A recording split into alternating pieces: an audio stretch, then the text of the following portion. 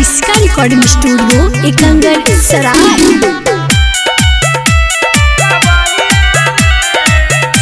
Presented by किसका films. मारले बदे बारू के भैया रे, मारले बदे बारू के भैया रे, इस्लामपुर से चला दवाइया रे, खोदागंज से चला दवाइया रे, भइल बकरे के करी हैया रे, भइल बकरे के करी हैया रे, एकंगन से चला दवाइया रे, हिलसा से चला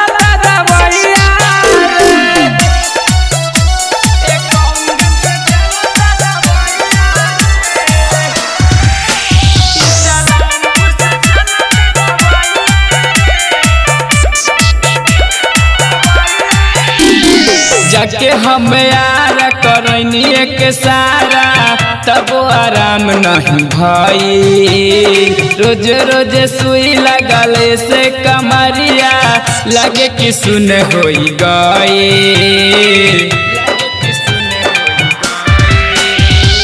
जाके हम यार करनी एक सारा तब आराम नहीं भाई, रोज रोज सुई लगले से कमरिया लगे कि सुन होई गई।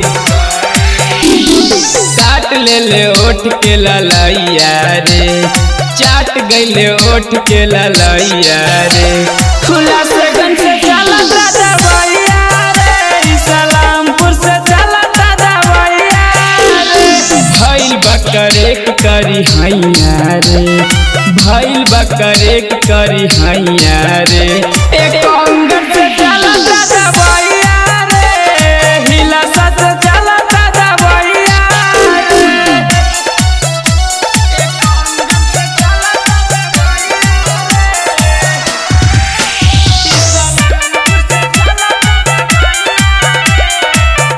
इसका रिकॉर्डिंग स्टूडियो एकंगर सराय। नमकाया पानी गरम के धोबतानी सखी हो संझिया सवेरे, केहू जदि पूछ तलाज बड़ी लागे, हो गल सामान हमर गीले।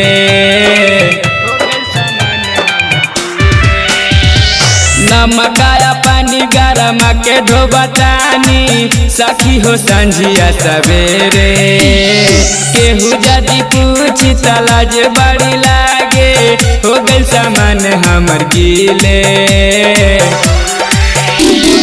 बड़ चंदन निरदैया रे, ऊ तनि शांत के भैया रे, खुला से गन से चला दवाइया रे, तेरा से चला दवाइया रे, मारले बदे बारू के भैया रे, मारले बदे बारू के भैया रे, इस्लामपुर से चला दवाइया रे, खोदागंज से चला दवाइया रे। इसका रिकॉर्डिंग स्टूडियो एकंगर सराय।